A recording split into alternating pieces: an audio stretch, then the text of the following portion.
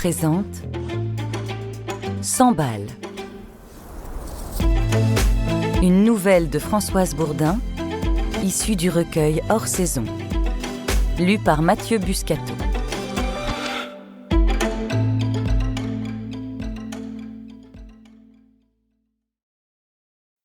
T'as pas 100 balles était la demande la plus fréquente de Florian.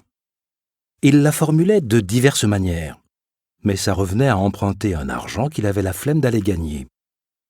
Cependant, quémander ne lui plaisait guère, alors, par pudeur et par gêne, il prenait un air mystérieux ou vaguement ennuyé, parfois hautain, voire cassant. Son frère Charles s'agaçait de ses sollicitations, impossibles à refuser. Comme toujours en famille, il existait trop de non-dits, de souvenirs et de contentieux. Pire encore, une culpabilité latente, bien que sans objet, forçait Charles à accepter, quelle que soit sa réprobation.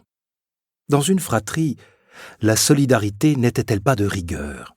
Et puis, Charles devait bien admettre qu'il avait tout pour lui. Un superbe fils de 20 ans, un bel appartement, un métier lucratif grâce à la maison d'édition qu'il avait fondée et qui accumulait les succès.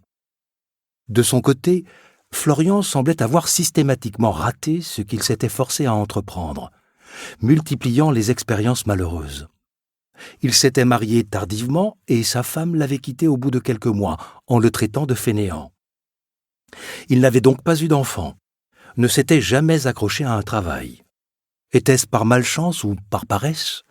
Florian était indolent de nature et peu enclin à l'effort. Son habitude de se reposer sur les autres membres de la famille avait quelque chose d'exaspérant. Face à lui, Charles était toujours partagé entre compassion et fureur. Il vivait la disparité de leurs situations respectives des deux côtés du miroir.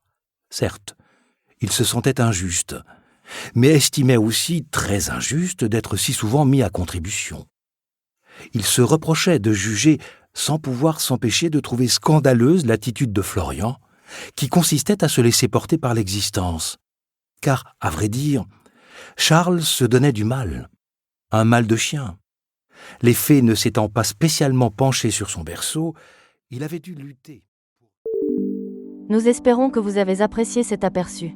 Pour continuer à écouter ce livre audio sur Google Play Livres, utilisez le lien dans la description de la vidéo.